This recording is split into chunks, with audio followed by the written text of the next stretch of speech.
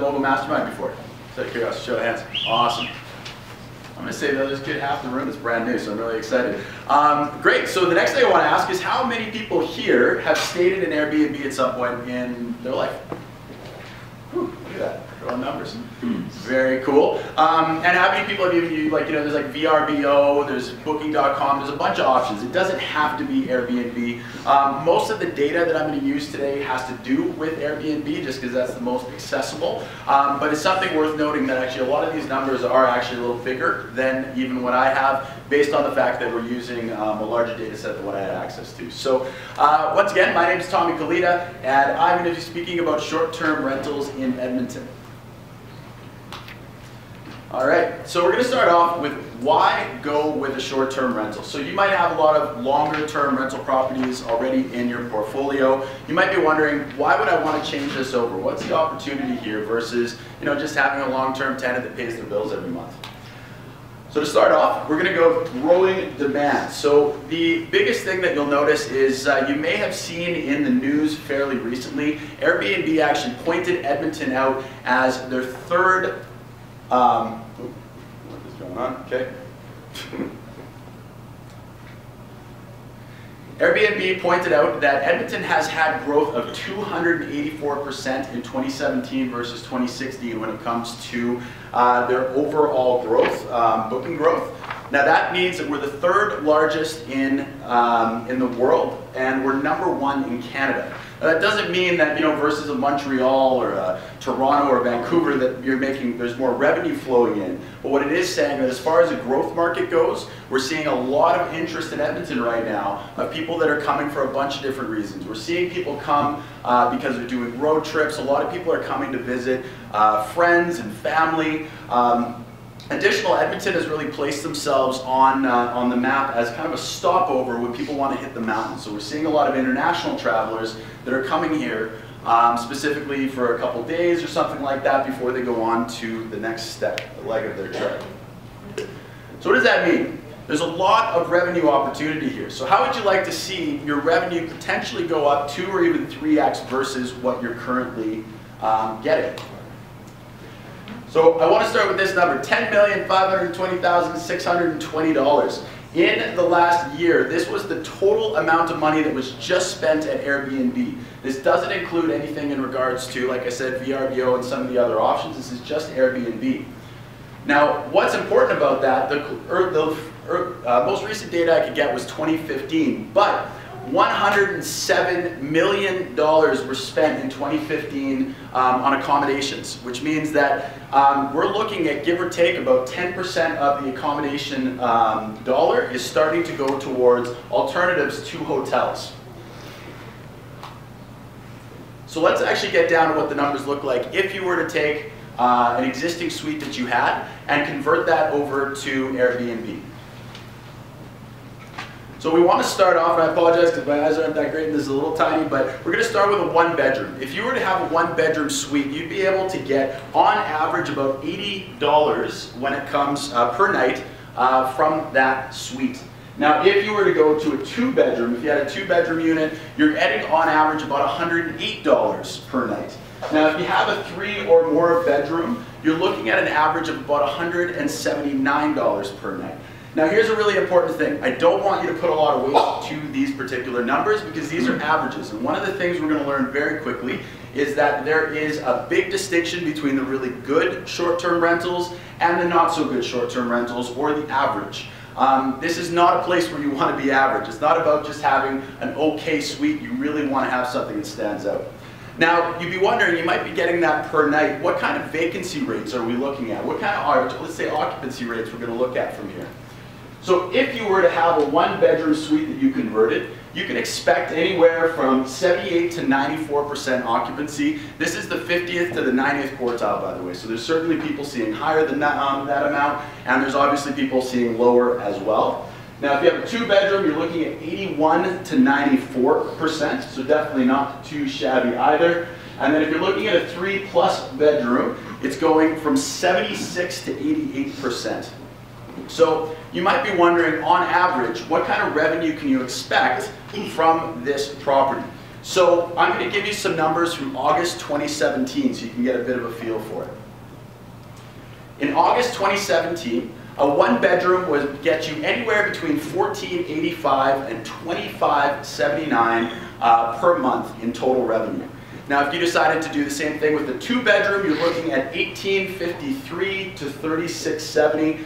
And a 3 or more bedroom obviously is a larger range, anywhere from $32.19 to $62.18. Once again, this is from the 50th to the 90th quartile. There's people making less and there's people making some more as well.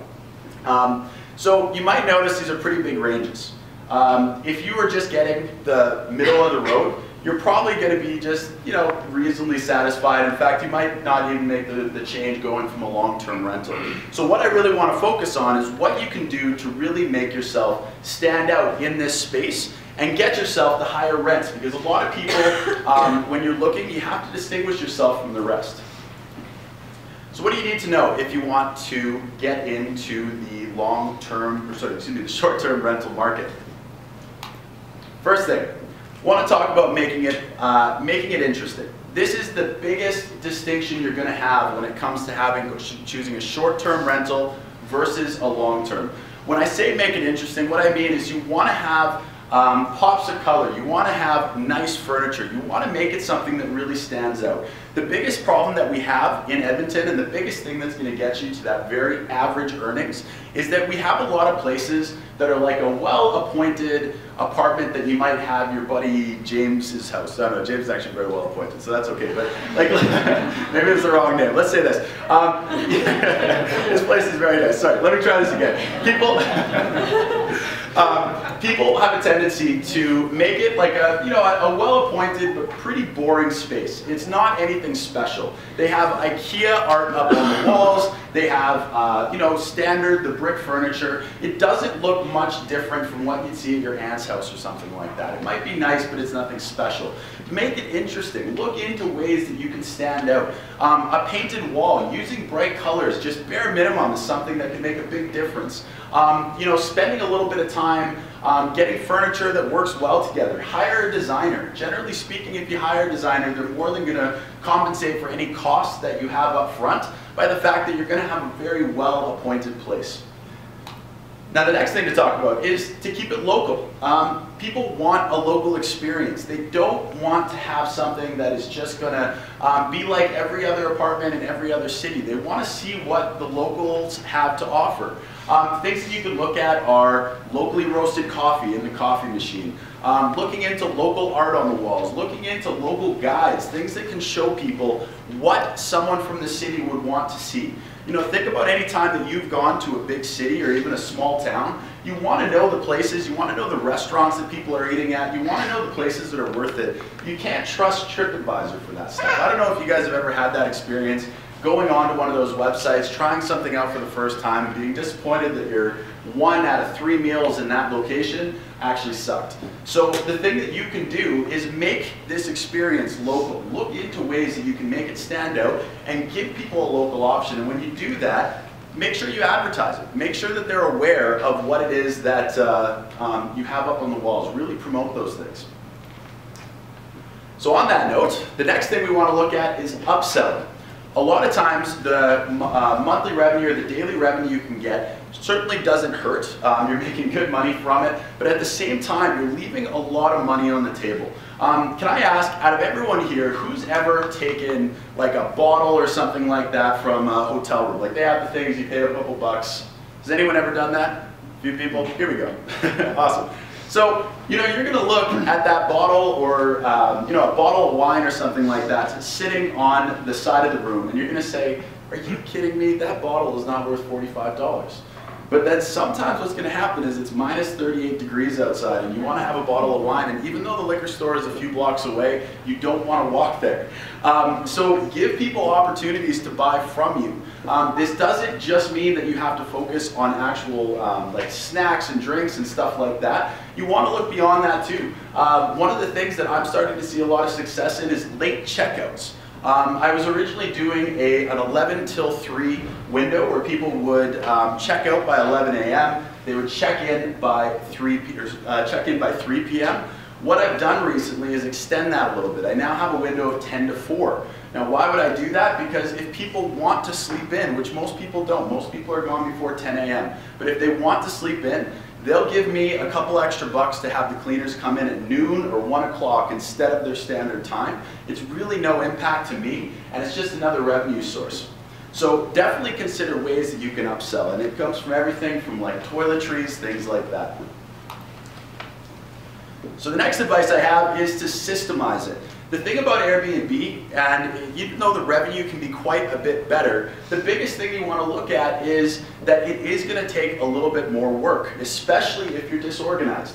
You want to do everything in your power up front to answer questions that people are going to have, because if you don't do it up front, they're going to be asking you, and you're going to be trying to have a nice dinner and someone's going to be sending you a message. Or you can hire someone to do it, but you're going to be paying them a ton versus just putting the effort in up front to answer those questions.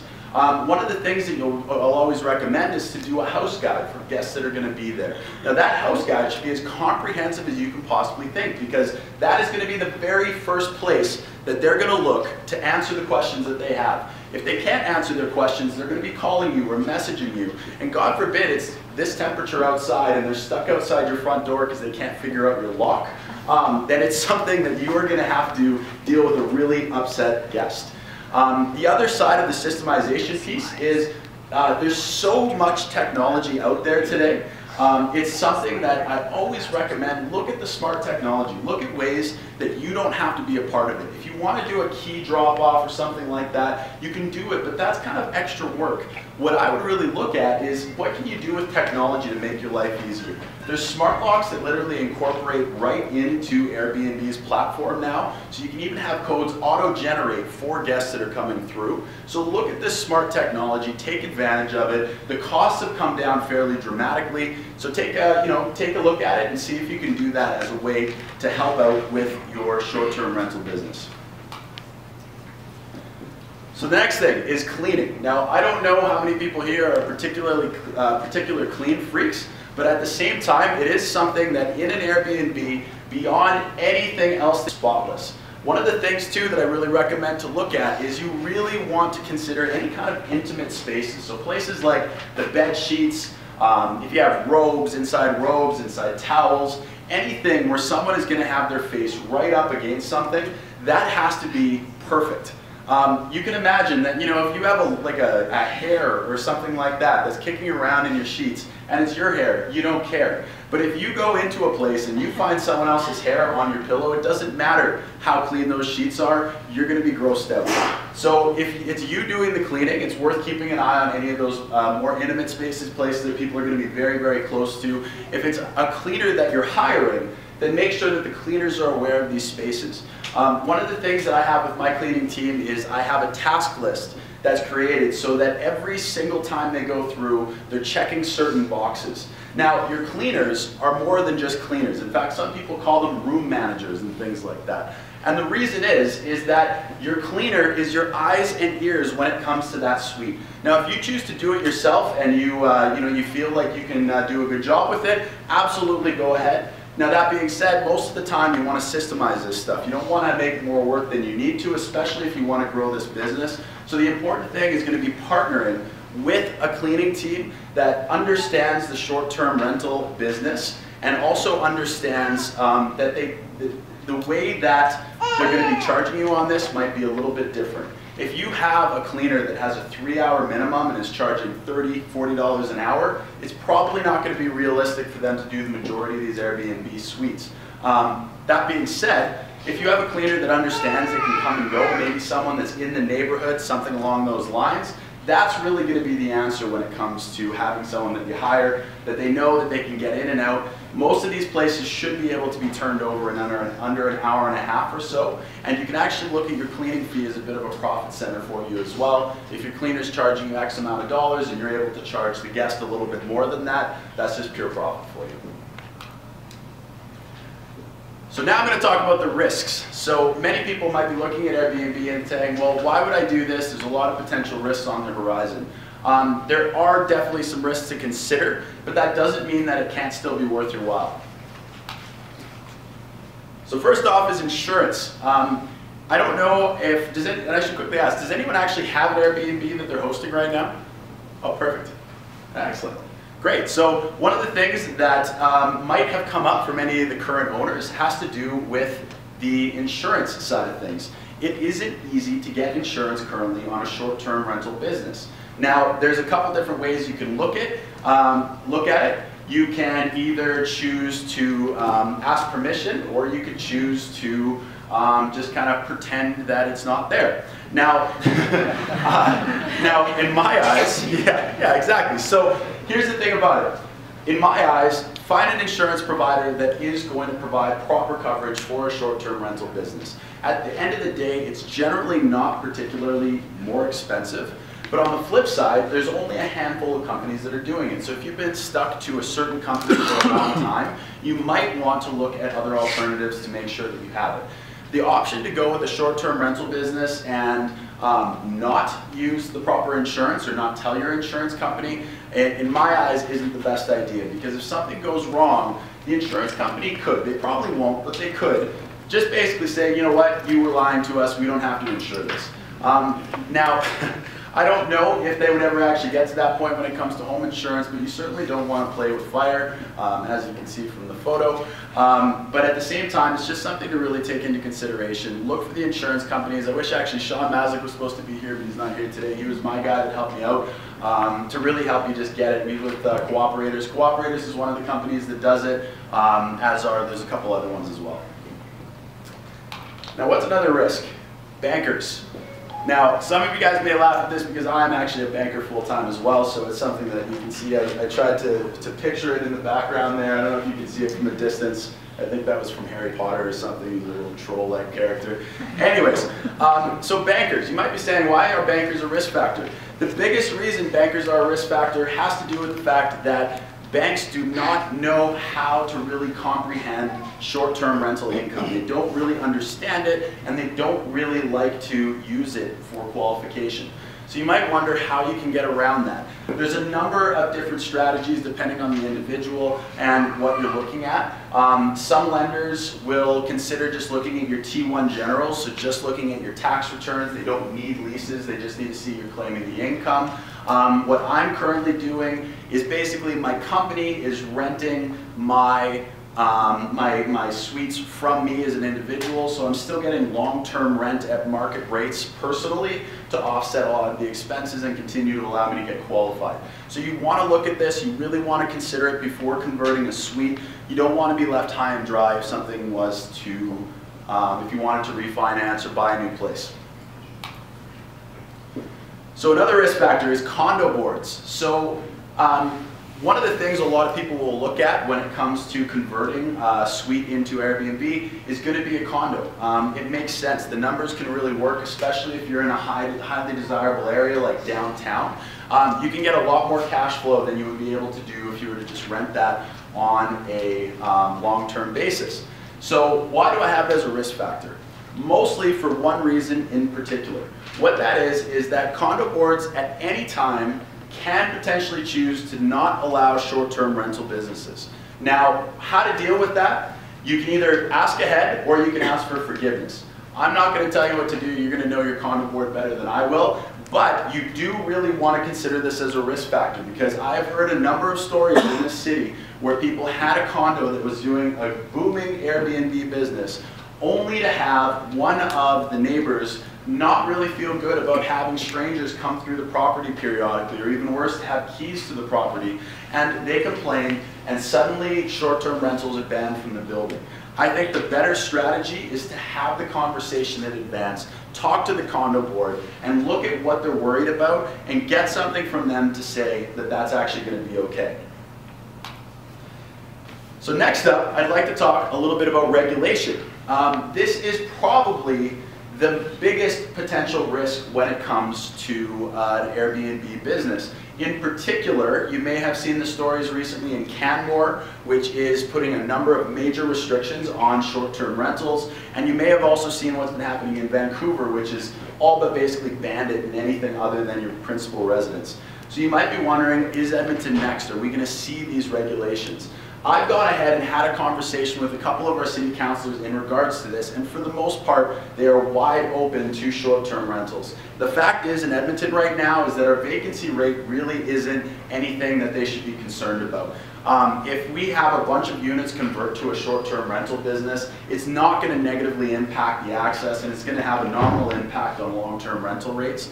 Now, where this could change is if we start to really see a resurgence in low vacancy in the city again, rents start getting driven up, that tends to be where the conversation starts about this. Now, fortunately, for those of you that were just hearing about these suites and the meeting that I was talking about to talk about potentially having tertiary suites, you are lucky enough to know that the conversation, the initial conversation, the very first one in Edmonton relating to short-term rentals is actually happening at the same meeting. They bundled them together. So if it is something that you want to support short-term rentals and you want to be able to support some of the secondary suites and tertiary suites potential in the city, that is the meeting to go to. So if you look at the City of Edmonton website, you look at the council meeting at the end of March, I don't have the exact date, I apologize, then it's something that you can potentially speak for both, weigh in, and really let them know about what, what you think about these two potential things.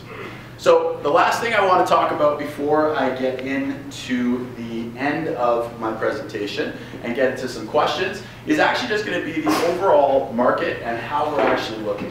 So there's a website called AirDNA that offers a number of a ton of data when it comes to the market. Now, AirDNA actually does a quick write-up about where the city of Edmonton is in comparison to all of the other markets in the city, in the world, and really looks at the overall potential. And so this was something I really wanted to highlight. In Edmonton, right now, they're giving us an A rating. Basically what they're trying to tell us is that when it comes to everything from the current rental demand, the occupancy, and even the regulation, they're really starting to see that this is a great place to invest in a short-term rental market. Right now, there's about 1,300 suites on Airbnb. Some of them are like a single room, some of them are an entire suite, the whole gamut. But there aren't really a ton of them versus the demand that's currently coming through. We're seeing a lot of growth when it comes to the income that people are seeing from their suites. We're seeing a lot more interest as more and more people are looking at Airbnb as an alternative to staying at a hotel. And actually, I have a quick question for you guys. Out of the people that have stayed at an Airbnb, how many of you guys would never have thought about something like that, say 2 or 3 years ago, but have just done it recently? Awesome. There we go. So we got a show of hands there too.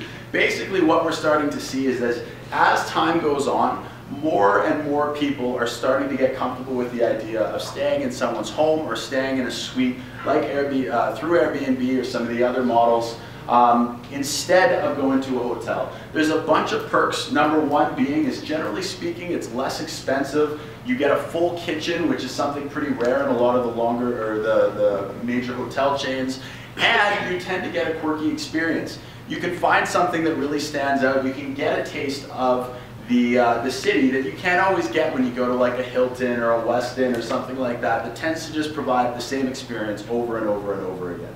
So it's something to definitely consider. This is a growing segment of the market. While we're only seeing maybe 10% of the market currently going towards total spend going towards things like Airbnb, it's something that in the near future, we've already seen over 200% growth just over the last year. I'm anticipating that we're going to continue to see that as time goes on. We're going to see more and more people enter the market, and we're going to see more and more money spent with these options. So with that, I'll say, consider joining the other 719 people. There's only 719 people in Edmonton currently hosting on Airbnb. Consider joining us in Edmonton, and from there, I will open it up to any questions. I have one really quick one. What do you know about the Calgary environment at all? Is it similar or radically different? Well, so the couple things I look for. So anyone didn't hear, he was asking about what the Calgary environment is like. As far as regulation goes, they're certainly in the same boat. Their vacancy rate isn't particularly top of the charts when it comes to making sure that they have access for it's not like they're running out of suites. So it's definitely open. I don't have the data for Calgary when it comes to the numbers in the market, but at the same time, my expectation is very similar to Edmonton. Basically, the whole Travel Alberta rule book for them is that they are trying to just get people into the big cities like Edmonton and Calgary on their way somewhere else. So while I don't have hard numbers, my expectation is it's very similar. Go ahead and. You said there was multiple short-term rental websites. Do you list on multiple short-term rental sites yourself? And how do you balance, do you do the same listing on multiple sites? Great question. So if anyone didn't hear, you asked if I list on multiple sites or if it's something that, if it makes sense to list on multiple sites. So currently I'm only on Airbnb. The biggest reason is that when I was looking at it, I wanted to keep things fairly simple as I was growing my business, and I really wanted to systemize the hell out of it before I really dove in. Now with that, if you're looking at using multiple services, you're probably going to need to get a third-party service to help you basically balance that out. Because the last thing you want to do is have two people book the same place at the same time. Now, Airbnb and most of the other services do allow you to link up calendars, so you can go and, if someone books on VRBO, will book off on another one and things like that. The danger with that, though, is it's not always very quick.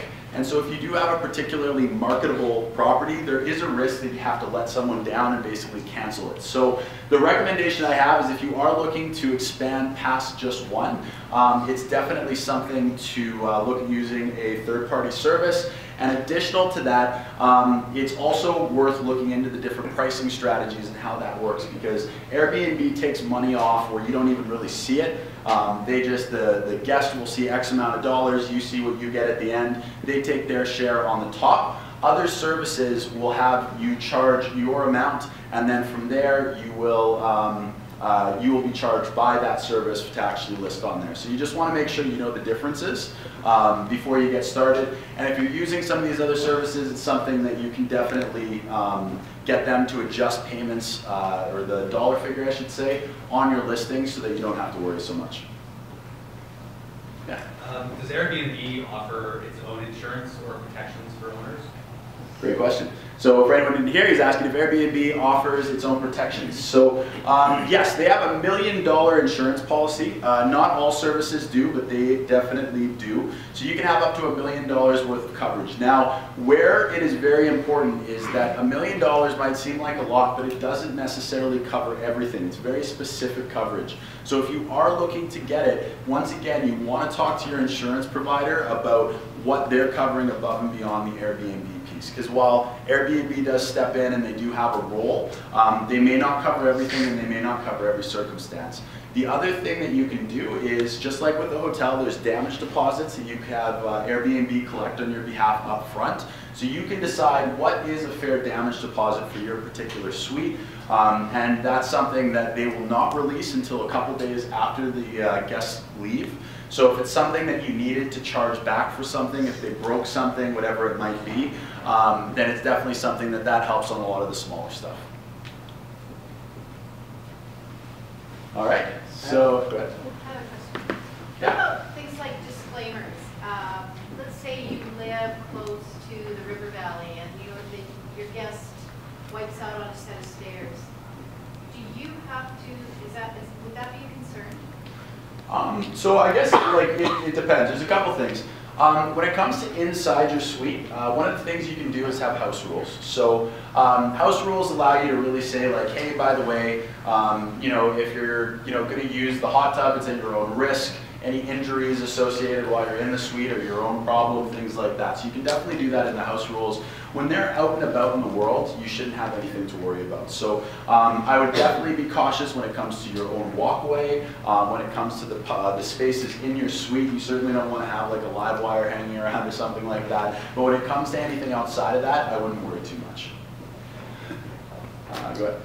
Hi, Tommy. I just have a question for you. So, with regards to your properties, where do you have them in Edmonton? Do you have them dispersed everywhere, or do you find that you have greater occupancy rates or success rates in a localized area in Edmonton? Great question. So she asked if my suites were all over the place or localized.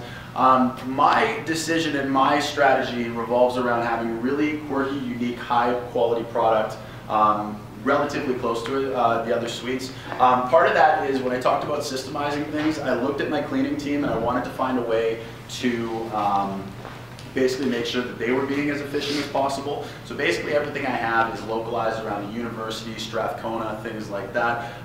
That is going to continue to be my personal strategy. You have to decide if that's right for you, because it is something that obviously those properties are a little pricier, but it's definitely something to consider. Now I have to apologize, guys, I am out of time. That being said, as you can see on the last slide as well, please feel free to come speak with me if you have some questions about Airbnb. I'd love to help you guys out in making it a reality. So I appreciate you guys taking the time to listen to me. I hope you got something out of the presentation, and I'll be around all night, so thank you very much. And I will